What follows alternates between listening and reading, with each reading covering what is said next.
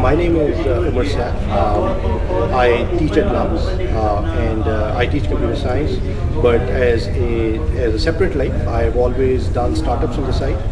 So I'm a fledgling entrepreneur of sorts. This is my third startup. This one's called Bumpin.com, and I'm the chief scientist of the company. I'm not a business guy, and I don't wield an MBA.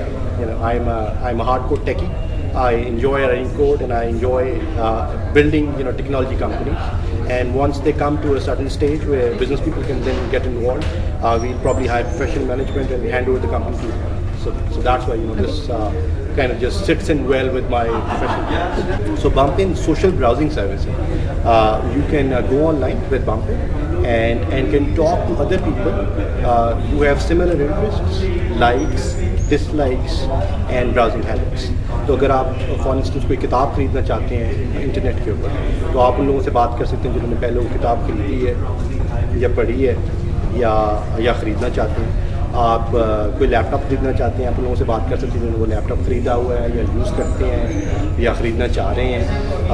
हम आप likewise we profile you over time at Bumpin and make you bump into people who are similar to you. On the internet. So the tagline of the company is that often we cross paths on the internet and now we can bump in. So that's where the name comes from.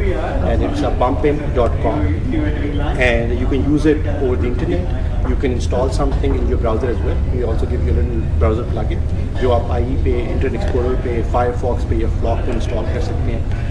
We also make this little chat widget जो कि कोई भी अपनी website पे embed कर सकता है और जो भी उसकी वेबसाइट पे आए वो आपस में चैट कर सकते हैं.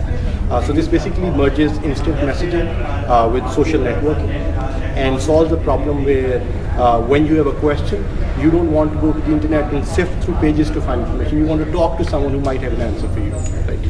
So that's basically what this company is saying, that our goal is to quickly get to 200,000 users by the end of this year and raise money, VC money from the valley. It's not easy. Pakistan में बहुत कम companies ने America से पैसे raise किए, लेकिन you want to be able to do that if you want to become an international player. And there's also interesting tangential point, which is कि पाकिस्तान में IT के resources इतने थोड़े हैं कि we can never become a big outsourcing giant like India.